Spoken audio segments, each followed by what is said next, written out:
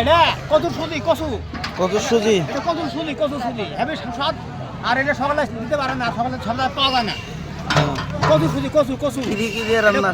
এটা বাদাম, ছোলা বুট আছে, বাদাম আছে, নারকেল আছে, আর হচ্ছে মাছ আছে, মানে রুই মাছ আর হচ্ছে কচুর ডাটা, এই যে সুজি বানানো হচ্ছে হেবি সুস্বাদ।